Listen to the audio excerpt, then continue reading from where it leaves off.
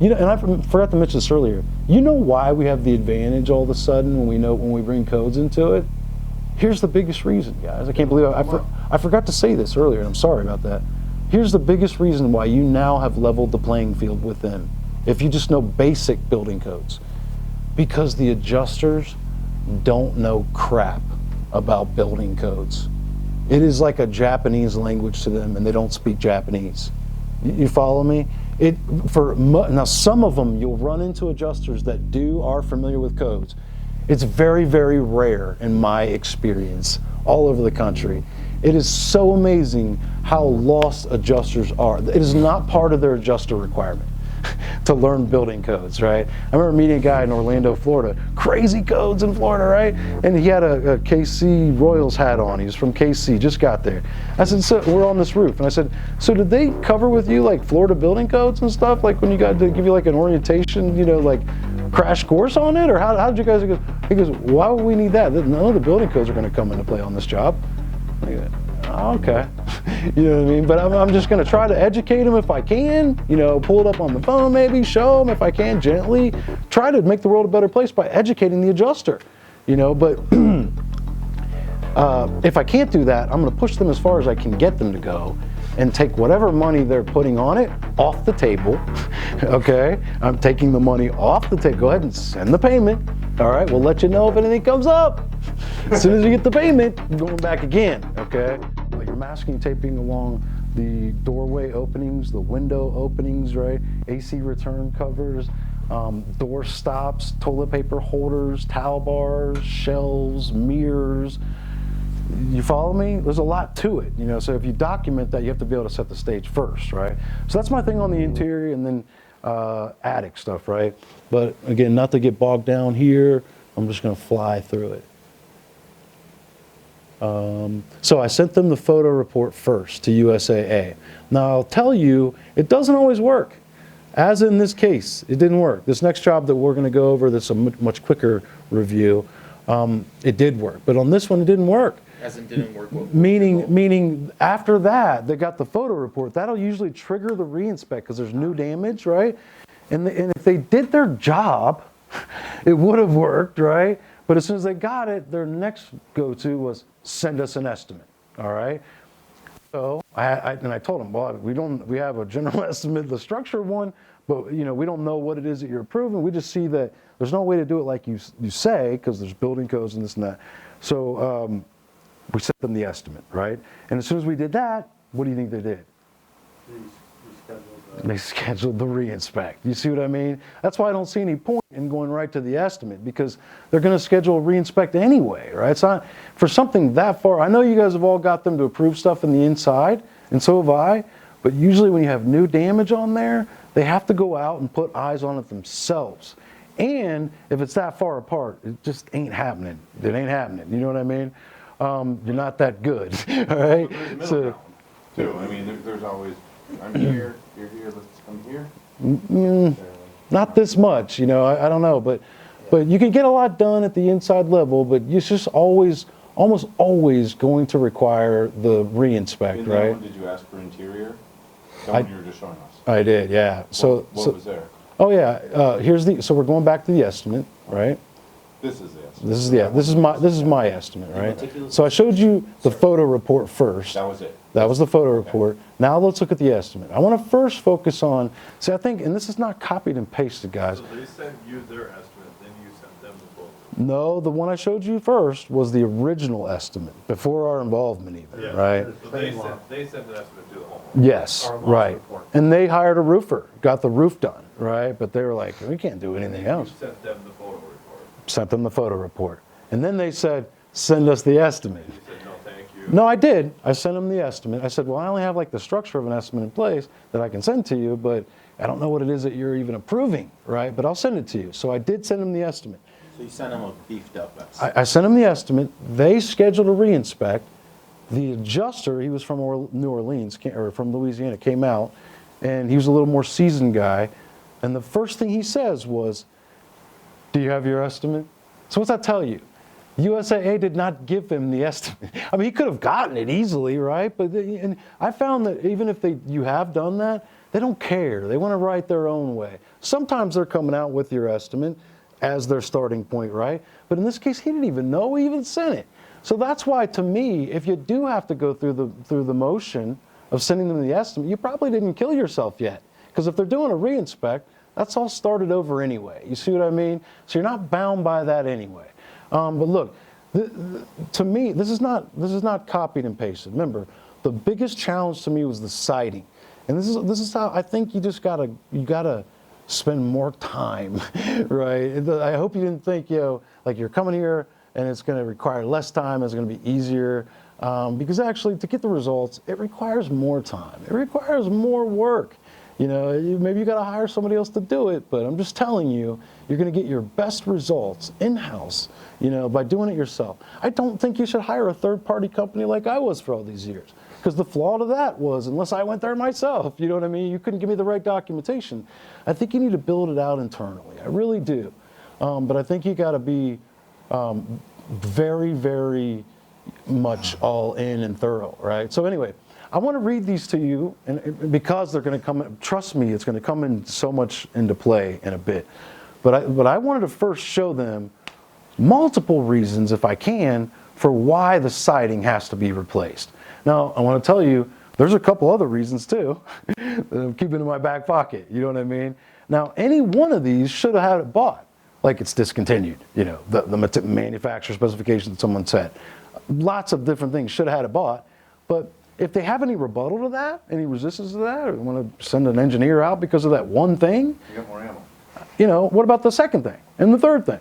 So I want to bury them with it. I want to nail the coffin shut. Cut them off at the pass. Now that I live in Texas, I like using that one, right? Cut them off at the pass, I mean, that's the idea. Outwork them, out-hustle them. And listen, nobody that I have no job that I have my fingers on, nobody ever is going to spend more time with that job than me. You know what I mean? They're not going to be more knowledgeable, man. They could send out as many adjusters as they want. They could get into litigation if it does, right? It never does with me. But it could get into litigation. There could be teams of lawyers on it. Worst case scenario. And nobody's ever going to invest the time that I've invested. Nobody's going to be more knowledgeable about this job than me, right? Does that make sense? And so I think you all can, if you spend enough time, you all can come up with really good, articulate reasons to open up with right out of the gate for your major challenge, right? It's not always needed, but all right, here we go. I've done this many times. I can do this very fast. Just hang with me. The original adjuster's report only indicates that a minimum amount of siding needs to be replaced. The minimum amount specified is not estimated correctly as the adjuster used the incorrect line items. There's some typos in here and stuff, just hang with me. Nor did the adjuster include code-related items to address air leakage. It's supposed to say, air leaking is good though too. R values of insulation required, flashing, dry sheathing being required, etc. Furthermore, only replacing a minimal amount would not suffice for the following reasons, should say. Number one, all of the siding, 100%, has been extensively damaged by Hurricane Michael. Now, what does that mean? That's direct physical damage. That's another way of saying it's direct physical damage. I'm not a policy coverage guy, so like, I'm not going to use policy lingo, but I don't have to say direct physical damage because that's what that is. Meaning, if there's hail damage on the shingle, that's direct physical damage. Like, you don't have to replace the shingle because of some other reason, right? But the shingle hit, or the hail hit the shingle. You know what I mean? That is like the easiest way to get stuff bought is direct physical damage. But again, I'm just not going to say it policy-wise, so I said all of it, 100%, has been damaged. And by the way, when they say like, the policy says this, I always say physically with them, I'm like, whoa, you know what I mean? You're talking about policy and coverage. I can't talk about that. Whoa, you know what I mean? Like, I just like go out, I'm just like, oh, I'm sorry, I cut them off. Like, I'm sorry, I can't, blah, blah, blah, I can't hear you. You know what I mean? Like, I can't understand what you're saying right now. All right, so I try to stay away from policy lingo, right? But please see the attached image showing the surrounding neighborhood, that's where that came in, damaged by extremely high winds. This caused massive damage. I think there needs to be a specific strategy for every job, right? This caused massive damage to the siding fasteners from pulling apart, causing water to get behind the siding, thus completely destroying whatever was not already damaged by winds. See attached photos. Everything's backed up, right? Much of the siding has been completely torn off, including the moisture barrier underneath. all the way down to the sheathing, causing further water damage to the sheathing and the interior insulation. Number 2, even if we could replace only parts of the siding, building codes require, Florida Building Codes, see attached codes in the images section, that the underlying sheathing be dry. Much of it was damaged and is water soaked from the hurricane and rain that came after. Number 3, even if we could replace only minimum amounts of the siding, the existing siding has been discontinued and is no longer available for purchase. Duh, right? Number 4, even if we could only replace minimal amounts of the siding, and even if it were available for purchase, this siding does not meet current product specifications required by building codes and cannot be sent or cannot be used. The product specifications, by the way, are required by building codes, all building codes. Every section of every code says at the end of it, and in the beginning, must follow manufacturer's specifications or instructions or installation, blah, blah, blah. It all comes down to that's a building code, right? So what you said was dead on. Number 5, even if we could only replace minimal amounts of the siding, and even if it were available for purchase, and even if the existing siding product specifications were acceptable, building codes require Florida Energy Conservation Code, see attached codes in the images section, insulation be installed due to the R value requirements for exterior walls, the wall cavity, right? For all the above reasons and more, this product or this estimate includes 100% of the siding being removed and replaced, as well as all of the associated components required to complete the project. All right, we can finally get on with that. You're going to understand why that comes into play here in a bit. All right, so front elevation is just like I said, man. It's everything, right? It's detached, reset, everything. Everything you see, right? But something I do want to show you here as far as the way that I myself write estimates. Again, no right or wrong way of doing things. But me, I like to write the estimate in the order of the job, okay? And there's a couple different reasons why I do it. I'll explain. But I like to do remove, remove, remove, replace, replace, replace. So if it was a roof, well, I know most of you guys are working on, if it was all of you, right? If it was a roof, then it would be remove ridge vent, remove ridge cap, remove shingles, remove steep charge, remove high charge, remove drip, remove valley, remove flashing, remove whatever, sidewall flashing. And then I take my accessories like the pipe jacks and vents and all that, and I do put those together in an R&R item together, and I put those in the middle of the job. Like I sandwich them in the middle. So it's R&R pipe jacks, R&R vents, right? R&R chimney flashing, and then replace valley, replace ice and water. That would come first probably for you guys, right? Because of the climate zone we're at. Not probably, definitely, because where we're at. Right, definitely. So ice and water, a valley, right? The order of the job, the flashing back on, right? The drip back on, maybe the drip's at the end. But the shingles with waste, high charge with waste, steep with waste, replace ridge cap, replace ridge vent. And then maybe seal paint and other things, right? And I get, I know I started out with remove ridge vent, remove ridge cap. And I know they're going to say, well, it's already included in the tariff. I know that. You know what I mean? But I'm putting it there anyway.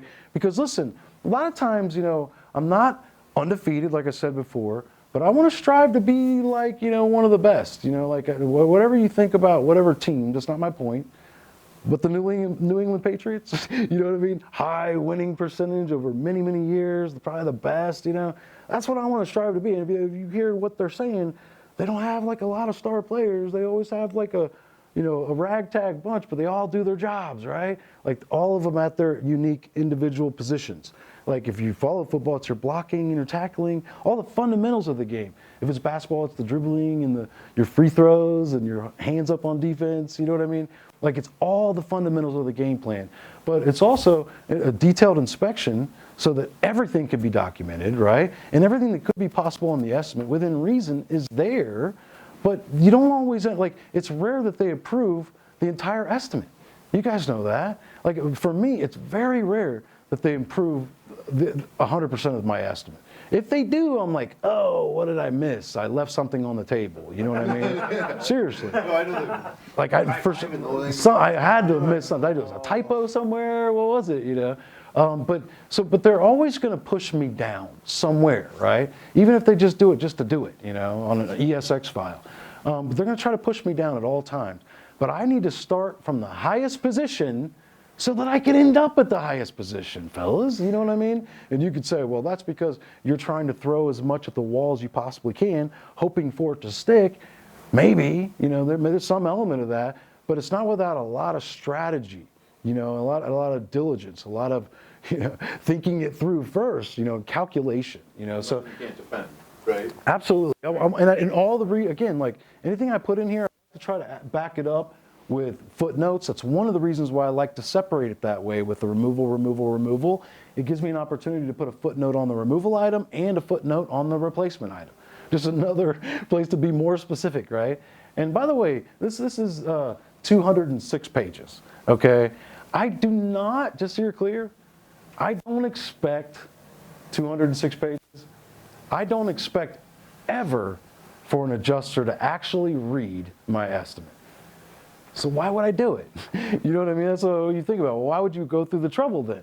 It's so that I'm creating a database, like a wiki page, all the resources, all the sources of, what that's not a good example of a wiki page, but it's a database of all of the resources, all of the facts, right? The results of the inspection, the building codes, the estimate, the reasoning behind everything.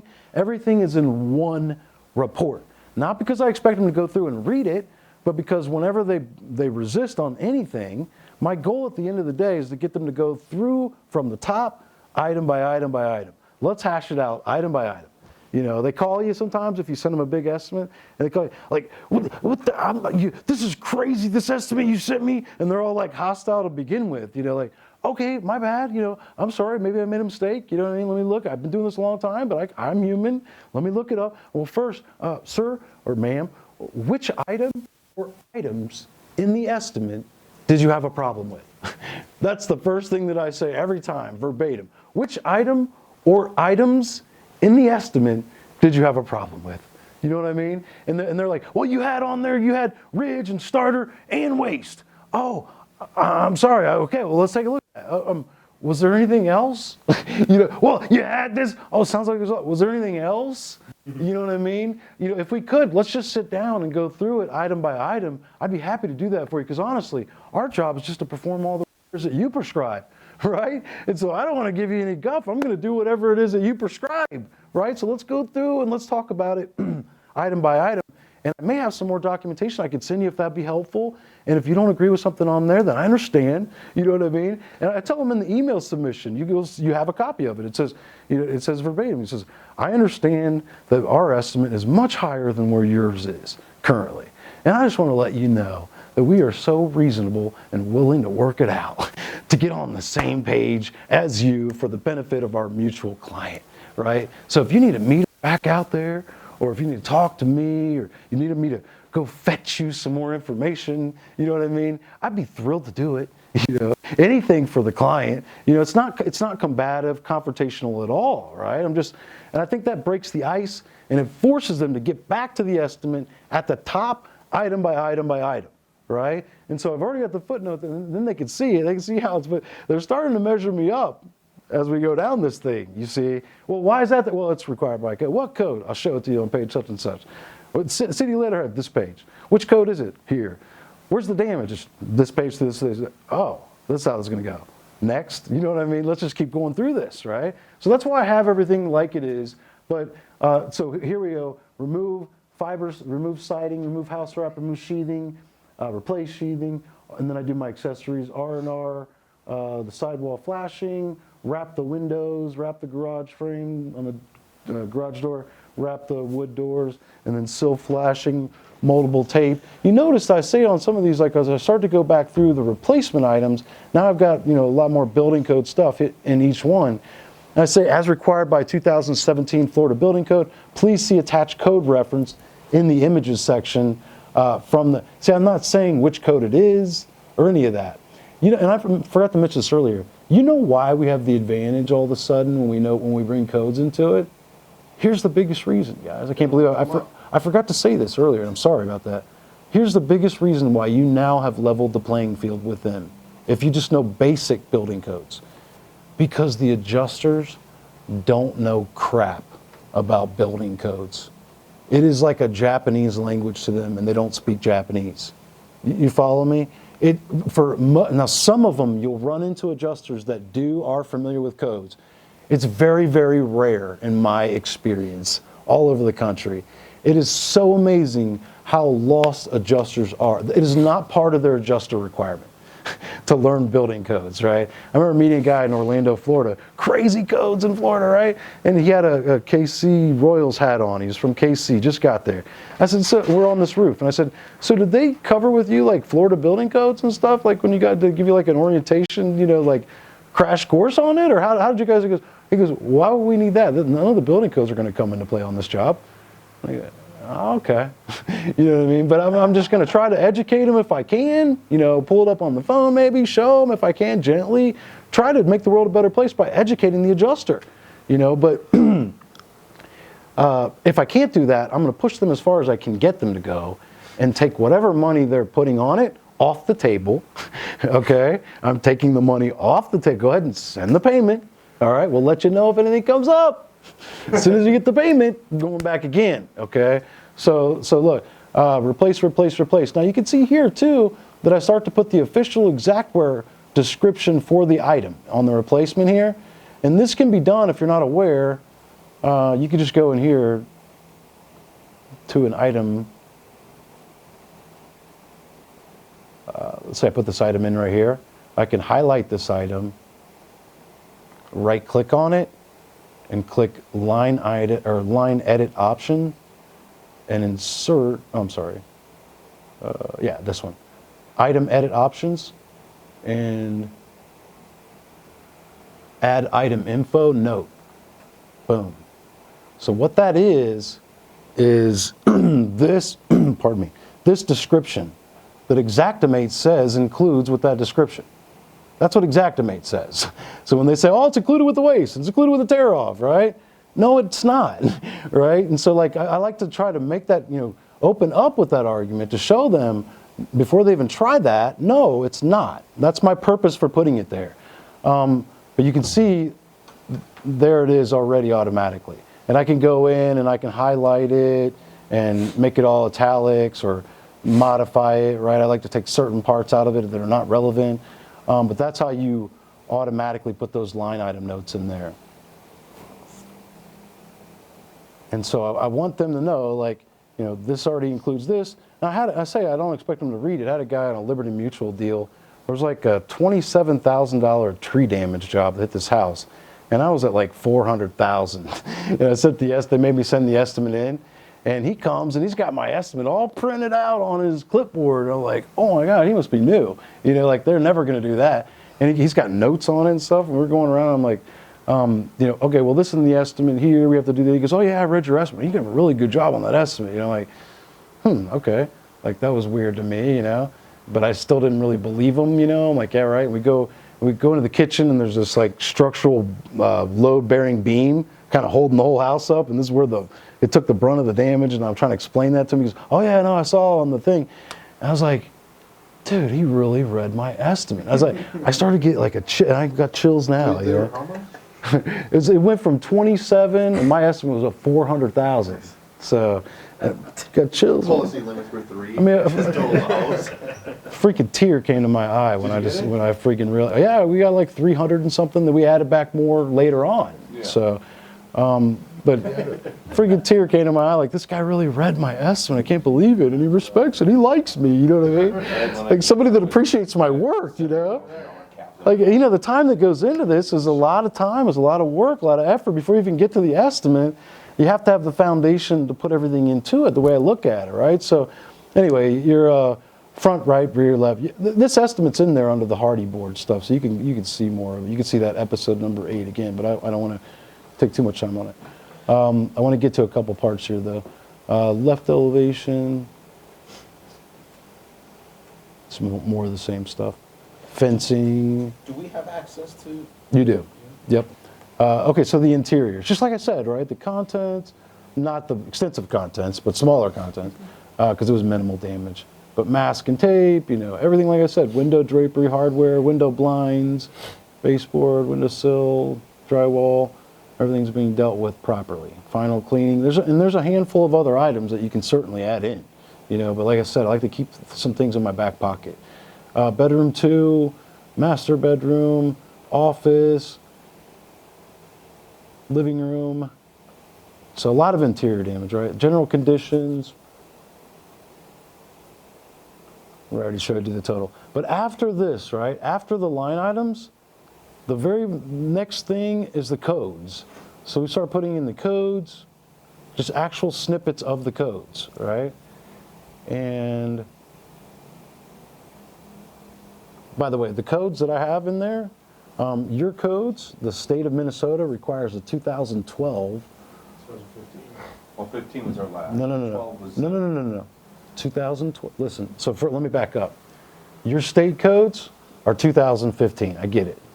Okay? Next month is 2018. Let's just do that. I'm going to get ahead of myself, but I don't want to be confusing here. But this is going to come from this is going to come from the code game segment. Watch this. Google state of Minnesota building codes. Yep. Okay? And watch this. What's that OL coverage you speak of? 'Cause I don't think we have that. Ordinance, you do. That will take me to this page. This is Minnesota, right? Yep. And if I click here, view the 2015 Minnesota State Building Codes, that will take me to here. And then you click whatever you want, okay? Let's say this one. That will take you, because I've already gone through this, I can tell you, it'll take you here, okay? Now I want you to see something. This is the state of Minnesota building codes, all right? Who was it published by? It was published by the International Code Council, okay? Now the International Code Council is who makes all codes, like International Residential Code, International Building Code, International Energy Conservation Code. These codes are really what dictates everything, no matter where you are. But the state of Minnesota, I'll prove it to you, watch this. You see this right here, guys? If I were to click right here on preface, right in the beginning of your 2015, you're right, 2015, and they come out every 6 years here, right? Next month they're going to 2018. Okay. So watch this. Preface. And what does it say right here in the very beginning? The International Residential Code. In this 2012 edition, Yep. you follow me? I'm on it. You're with me. All right. So in the state, I looked it up. City of Minneapolis, I think, is following the same thing. I was messing with this earlier, but I didn't go to it yet. The code you're looking for is We're in 605. we're in Bloomington, right? We're in Bloomington, right? Okay. Here's what you do, because here's the thing, we're going to get into it a little bit more later. I don't want to get too far ahead of myself, but you have to first find out, though, forget about the state. You have to first find out what the city says. The state is in my opinion, is the shitty requirement. 2012. Why is that? Because the International Residential Code comes out every 3 years. So they've already, guess what? They've already had 2 updates since then. 2015 and 2018. It's much more restrictive now. So if the state, I used to think Minnesota was badass until I understood building codes. I was like, they're way behind the curve.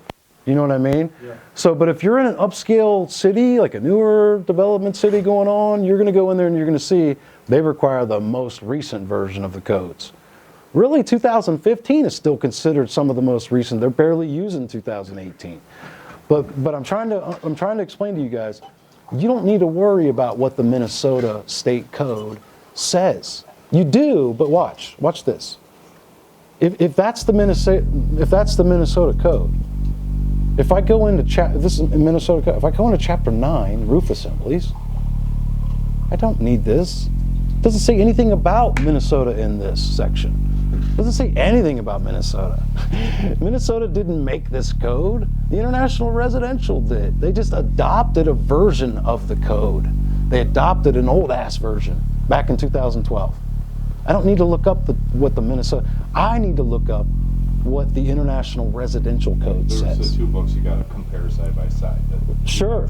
So just to make it very clear, and as you can see, 2018 is the most current version, right? But just to make it very clear, let me open up more of these here. These are all the code books, the international code books, right? So you can see, like, you have, let's skip down here a little bit. International Plumbing Code. Oh, by the way, the plumbing and electrical are a little bit different. So they're not every 3 years, or a little bit different. Okay, International IBC on the right. That's the International Building Code. International Residential Code. International Fire Code, International Plumbing Code, Mechanical Code, Fuel Gas Code. You getting the idea here? There's a code for everything. Amendments, right? International Energy Conservation Code, International Existing Building Code, Property Maintenance Code, blah, blah, blah, blah, blah, right? You really don't need, when I first, I didn't know anything about codes back when I was a contractor. I thought I did, and I'm working in Florida.